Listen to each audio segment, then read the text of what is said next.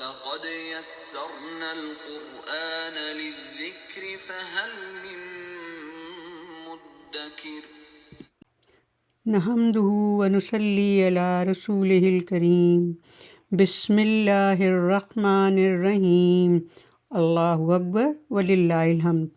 قرآن کا پیغام لفظ بہ لفظ آیت بہ آیت میں خوش آمدید۔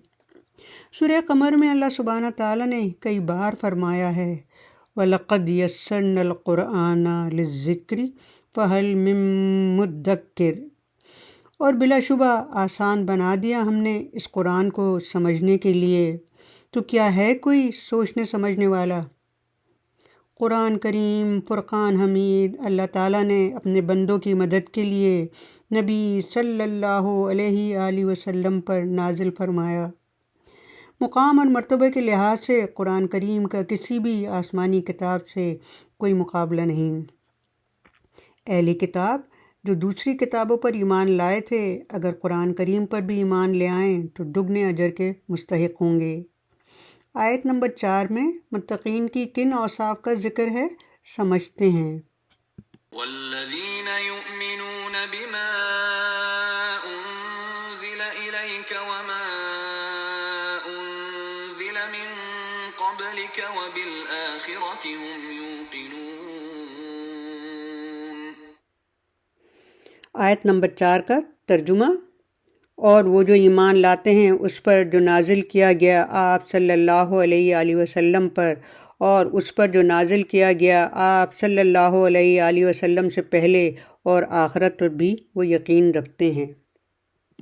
آیت نمبر 4 کا لفظی ترجمہ، والذین اینڈ دوز ہو، اور وہ جو یومنون بلیو ایمان لاتے ہیں، آمنہ سے بنا ہے یعنی ایمان لانا، تصدیق کرنا، اعتراف کرنا، اعتماد کرنا، بما ان واٹ اس پر جو، اس میں بھی 2 لفظ ہیں، بی معنی پر، ما اس یا جو، انزلہ اس سینڈ ڈاؤن اتارا گیا، نازل کیا گیا، سکھایا گیا، ذہن نشین کرایا گیا اللہ کا کلام حضور صلی اللہ علیہ وآلہ وسلم کو، الیکا ٹو یو آپ کی طرف، اس میں بھی 2 لفظ ہیں، الا یہ الف سے شروع ہو رہا ہے مطلب کی طرف، کا تم یا آپ، وما اینڈ واٹ اور جو، انزلہ واز سینڈ ڈاؤن اتارا گیا، نازل کیا گیا، من فرام سے، قبلکا بفور یو آپ سے پہلے، قبلکا میں 2 لفظ ہیں، قبل پہلے، کا تم، یہاں پر مراد آپ صلی اللہ علیہ وآلہ وسلم ہے، وبالآخرۃ and in the hereafter, اور آئندہ آنے والی قیامت کے دن کو یوم آخرہ میزان کہتے ہیں، اور بعد از موت کی زندگی کو حیات آخرت یعنی جنت و دوزخ۔ آخرت کیونکہ بعد میں رونما ہوگی، تاخیر سے آئے گی، اسی لیے اس کو آخرت کہتے ہیں۔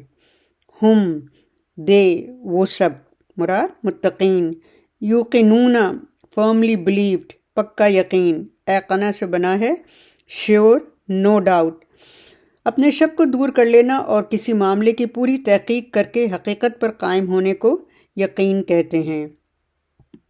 آیت نمبر 4 کا بریف ڈسکرپشن یعنی مختصر وضاحت، والذین یؤمنون بما انزل الیک، متقین یقین رکھتے ہیں اس پر جو آپ صلی اللہ علیہ وآلہ وسلم پر اتارا گیا، اس سے مراد قرآن اور سنت ہے۔ سورہ نساء کی آیت نمبر 113 میں ہے، نازل کی تم پر اللہ نے کتاب یعنی قرآن اور حکمت یعنی سنت۔ قرآن جو تلاوت کیا جاتا ہے اور وہی جو تلاوت نہیں کی جاتی، اصحاب تقوی سب پر ایمان لاتے ہیں، اور جو حضور صلی اللہ علیہ وآلہ وسلم پر نازل ہوئے کلام پر ایمان نہیں لاتے وہ ہدایت نہیں پا سکتے، متقی نہیں کہلا سکتے۔ وما انزل من قبلک، اور ایمان لاتے ہیں دوسری آسمانی کتابوں پر جو آپ صلی اللہ علیہ وآلہ وسلم سے پہلے انبیاء پر مختلف زمانوں اور ملکوں میں نازل ہوئیں۔ حضرت ابو ذر سے روایت ہے حضور صلی اللہ علیہ وآلہ وسلم نے فرمایا کل 104 کتابیں نازل ہوئیں۔ ڈاکٹر اسرار بیان القرآن میں کہتے ہیں تمام آسمانی کتابوں کا سرچشمہ اللہ سبحانہ تعالیٰ ہیں، اس لیے وہ سب حق ہیں، البتہ پچھلی کتابوں میں تحریف ہو گئی ہے، اس لیے جو چیزیں قرآن سے ٹکرائیں گی اس کو ہم رد کریں گے، البتہ جہاں کسی چیز میں قرآن سے نفی نہ ہو رہی ہو وہاں ان سے فائدہ اٹھائیں گے۔ وَبِالْآخِرَةِ هُمْ يُوقِنُونَ، وہ آخرت کے دن پر اور آخرت کی زندگی پر یقین رکھتے ہیں۔ آخرت پر یقین کی تعلیم مسلمانوں کے حوصلہ بڑھانے کے لیے ہے۔ انسان کا عمل آخرت کے یقین کے ساتھ درست ہوتا ہے۔ انسان اس دنیا میں غیر ذمہ دار نہیں ہے اور اپنے تمام اعمال کے لیے اللہ سبحانہ تعالیٰ کے سامنے جواب دہ ہے، یعنی کوئی دیکھنے والا دیکھ رہا ہے اور کوئی لکھنے والا لکھ رہا ہے۔ دوسرے کہ یہ دنیا ابدی نہیں ہے، ہمیشہ کے لیے نہیں ہے، ایک وقت پر ختم ہو جائے گی۔ اسلام کے ابتدائی دور میں اس پر مکمل عمل ہوا تو ایک ایسا پاک باز معاشرہ یعنی سوسائٹی بنی کہ مسلمانوں کی صورتحال دیکھ کر، چال چلن دیکھ کر لوگ دل و جان سے اسلام کے گرویدہ ہو جاتے تھے۔ اس آیت کا خلاصہ، اس آیت میں 3 احکامات کا ذکر ہے۔ سب سے پہلے کہ قرآن و سنت پر ایمان اور عمل، کیونکہ حضور پر جو کلام نازل کیا گیا ہے یہ اللہ تعالیٰ کا آخری پیغام ہے اور تمام دنیا کے لیے ہے۔ دوسرے، پہلی تمام آسمانی کتابوں اور نبیوں کو تسلیم کریں۔ تیسرے، دنیا میں ایسی زندگی گزاریں کہ آخرت کی منزل جنت ہو، بلکہ جنت الفردوس ہو۔ آیت نمبر 5 میں متقین کے انعام کا ذکر ہے جو ان کو قرآن اور سنت پر عمل کرنے پر ملے گا۔ آیت نمبر 4 ہمیں پیغام دے رہی ہے کہ آخرت پر پکا یقین کرو اور وہاں کے بہترین انعام کی کوشش کرو، کیونکہ صرف نیک نیتی کافی نہیں بلکہ ہمارے اعمال اللہ کے بتائے ہوئے طریقے پر اور اللہ کے لیے ہوں۔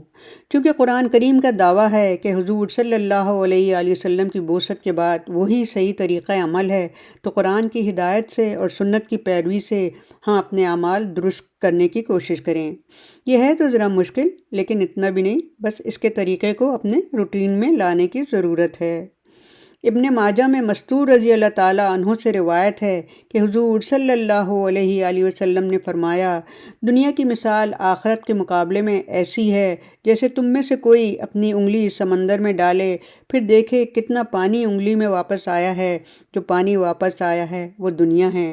اللہ سبحانہ تعالیٰ ہمیں آخرت کے حصول کے لیے دنیا میں عمل کرنے کی توفیق عطا فرمائیں گے انشاءاللہ تعالیٰ۔